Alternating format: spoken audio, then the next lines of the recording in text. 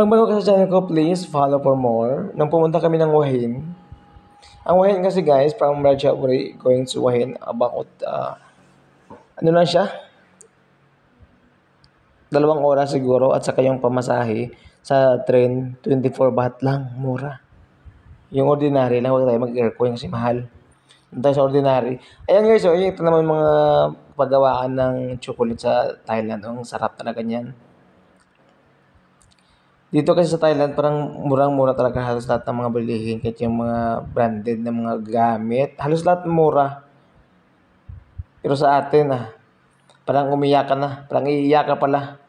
Sa sobrang mahal, parang ayaw mo nang bumili. Yung mga sandal na yan, chocolate yan. Akala mo, pwede suotin, chocolate yan.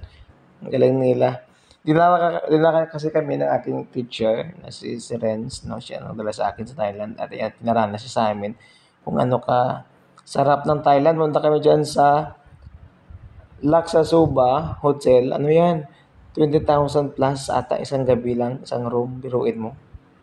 So hindi dahil sa kanila, hindi kami nakapasok dyan kasi hindi naman afford 20,000 baht sa 35,000 plus na yan sa Pinas. So hindi ko yan kaya.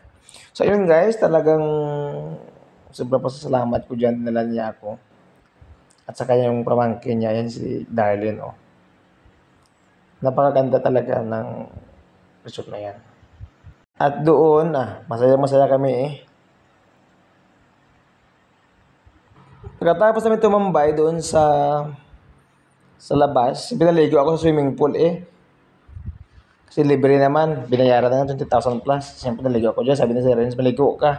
Kasi uuwi na tayo, maranasan mo yung magandang swimming pool dyan, Siyempre, masaya-masaya ako.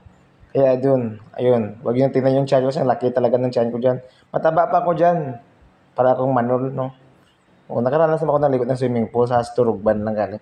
So, yun guys. So, very thankful to Sir Renz Colop and Kuya Gilbert. So, of RVG